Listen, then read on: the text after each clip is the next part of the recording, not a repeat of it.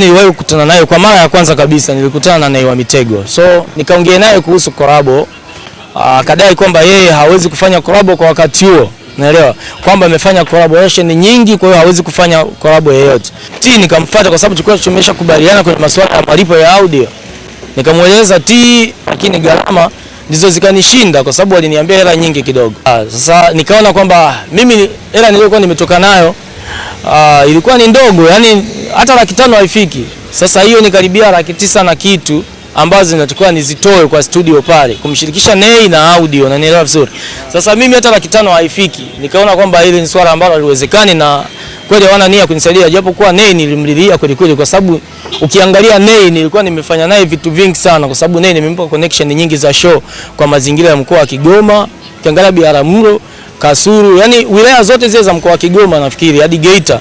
Mimi Nay nimemuunganisha na show kwa sababu mimi kutokana na kazi nilikuwa naifanya kule ilikuwa inahusiana na vitu kama hivyo. Tubakie hapo hapo. Wewe Nay ulimpataje pako kumuunganisha kwenye show wakati ulimwambia collab tu akakuchomolea? Kwa sababu kuna mtu mmoja alikuwa yuko Mwanza. Alikuwa yuko Mwanza, akaniambia kwamba bwana Nay anakuja Mwanza. Sasa kwa sababu Nay anakuja Mwanza ikabidi na sisi nikamwambia niunganishe naye. Ndio kuniunganisha naye nikazungumza naye. Japo kuwa kwamba Nay nilikuwa nikiongea naye ananitupia kwa mtu ambaye anadai kwamba ndio meneja wake. Unanielewa? Lakini sasa ndio ikawa hivyo, tunazungumza naye, tunafikia mwafaka, anakuja anafanya kazi na mimi pia namuunganisha Kasulu tena wanamunganisha sehemu nyingine, lakini kwa Geita, Biharamulo kote hizo mimi nafanya mimi. Mashow yale ya machaka ya pembeni, unajua kuna show za wilayani na show za pembeni ya wilaya na ndani ya mkoa. Unaona? Kwa hiyo vitu kama hivyo kwa sababu unakuta nafasi hiyo unayo, unafanya. Lakini sasa mimi kitu ambacho nilikiona kwamba Nay alipaswa kwamba kweli anisaidie kutokana na jinsi mimi nilivyofanya kwa wakati ule, kwa sababu alikuwa anakuja anapiga hela kweli, lakini sasa yeye kuniambia vile kwamba hawezi kufanya collaboration, niliona kwamba ananizarau pia. Na kipindi hicho ulikuwa kama promoter ama tu ni msanii ambaye ulikuwa karibu na wasanii na ndio maana ukawa unampa hivyo vimichongo? Kwa sababu mimi kule nilikuwa ni DJs. Mimi nilikuwa ni DJ, sio kama promoter, kama DJ. Lakini kama DJ unajua unapokabidhiwa club au muziki kwa ujumla, hata boss anakutegemea wewe kila kitu. Kwa hiyo Nay nazungumza naye ikiwa ni mimi, lakini sasa hela inatoka kwa boss, na maana ni mimi kumshawishi boss. Nay sasa labda amesema milioni 2.